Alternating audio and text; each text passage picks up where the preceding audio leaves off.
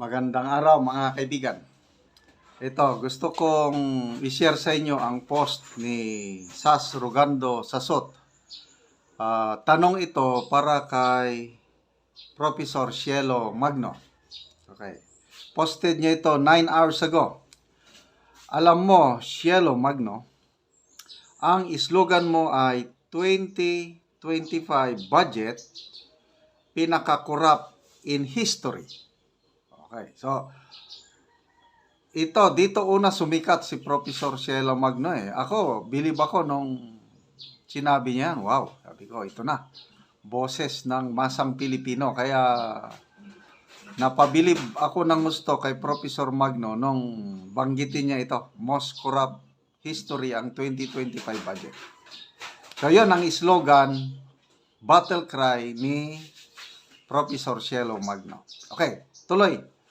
May tanong. Sino ba gumawa niyan? Okay, ito. Marunong din si Sas eh. Very logical yung kanyang mga post. Sino ba? Congress, di ba? Ayun, tama, Congress. So, bakit? Ito na, ang tanong na wala pa akong nakitang kasagutan ni Professor Magno. Ito. So, bakit isa sa mga lead organizers ng January 31, yung rally, part ng Congress, ang Akbayan Party List. Tapos, kaalyado pa ni Martin Romualdez at hindi sila nag-object sa 17.3 billion increase ng budget ng House of Representatives. So, ano yan? Pinaka-corrupt na budget in history, pero major organizer ninyo kasama sa bumoto niyan. Question mark? Tapos, tatlong emoji na tumatawa. Tinatawanan ni Sas Sasot si Professor Cielo Magno. Okay, Akbayan. Alam naman natin ito, makakaliwa ito. Akbayan ang unang nag-endorso ng impeachment complaint laban kay BP Sara. So, 106% po ang increase ng budget ng Kongreso after yung BICAM.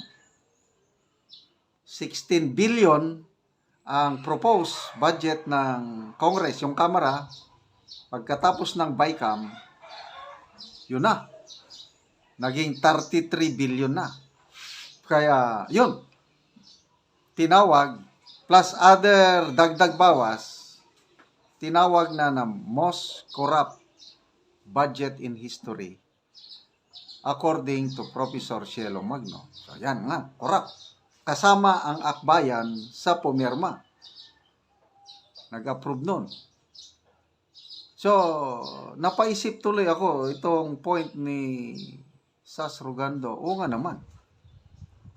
Kasama ang Akbayan sa paggawa ng budget. Tapos, ang Akbayan din ang isa sa mga organizer ng rally na kunuhay pinaka-corrupt budget ang 2025. Di ba? Parang may double standard. So, I don't know kung may sagot na ba si Professor Cielo Magno tungkol nito. Wala pa akong nababasa sa kanyang mga post. I hope na masagot ang katanungang ito. Okay, so magbasa tayo. Reaction muna. 3,300 people who reacted, okay? 2,000 nag-like, ibig sabihin, gusto nila itong post ni Sas Sasot. 1,200 nagtumawa, ibig sabihin, tinatawanan nila si Professor Cielo Magno. Ibig sabihin, pabor, itong people who reacted, pabor dito sa sinasabi ni Sas Sasot. Okay, comments. X Liao. The irony is deafening. Akbayan, a key organizer of the January 31st anti-corruption rally, is also a congressional party that supported the very budget that they now denounce as the most corrupt in history. Their participation highlights a stunning hypocrisy. Jay, authenticate me. Sabi niya, boom! Kahit gaano pa kagaling magbalat kayo sila, Cielo Magno and company, huli pa rin. Ibahin nila talino ni Miss Sas. Saludo po ako sa inyo, Ma'am Sas. Salamat. Kahit ako, napaisip din ako nito, itong post ni Sas na ito. Kaya, tinapik ko. Kasama pala ang Akbayan, one of the major organizers. So, napaisip tuloy ako. Talaga bang nilalabanan nila ang korupsyon? Eh, yung nag-organize kasama sa most corrupt budget. Abe, hypocrisy. Isa Kenkel. Namimirsonal na si SK Cielo Magno but can't name names. Kate Sentinales Alemania, hypocrite.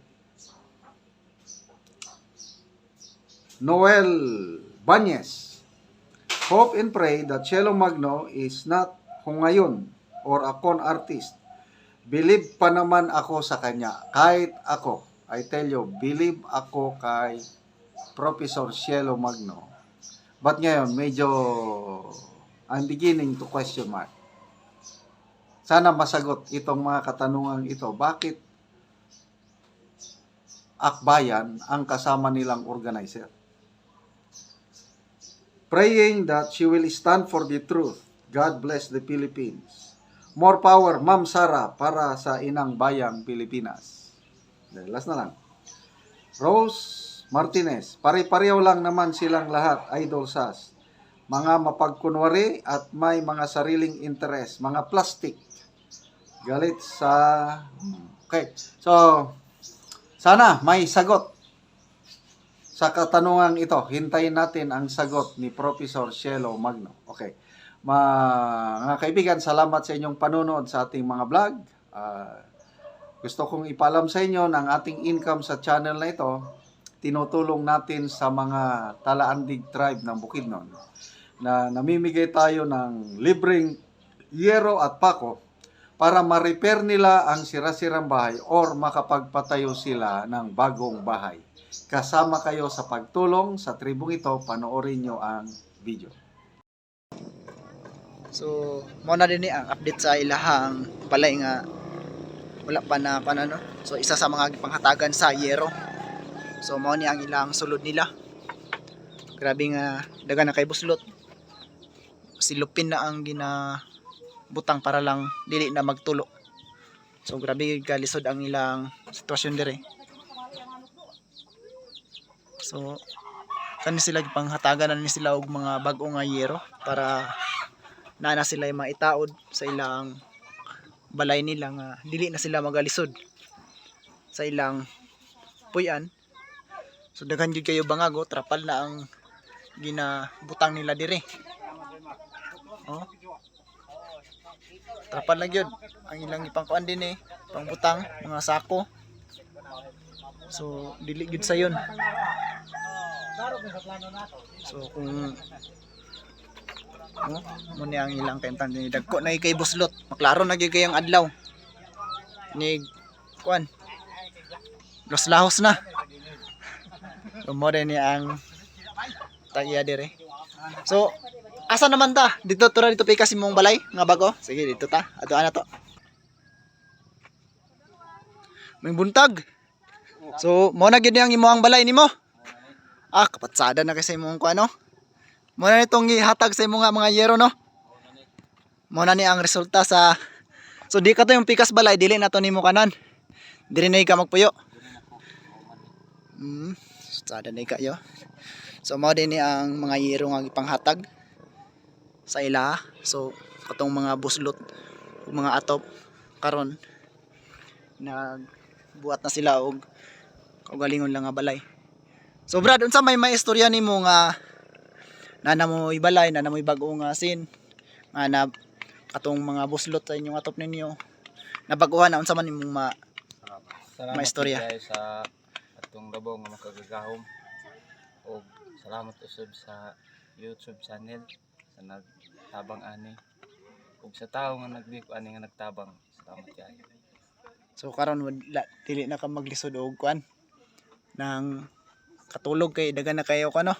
Okay, bago nang ato. O bag-o na imong atop, dili na pareha sa una. Oh, So mga pila man ni kadlaw aya ni mao man imong balay. Aya ni mapuyan. mga napos ani. Hinapos ani nga bulan. Oh. So kompleto na ni nanamo yung mga lansang, pangataga na mo. Oh, So ang kahoy lang diri daghan kilang kahoy dinhi. Di na sila magproblema. Ang mga sin o lansang muragi palitonon ani.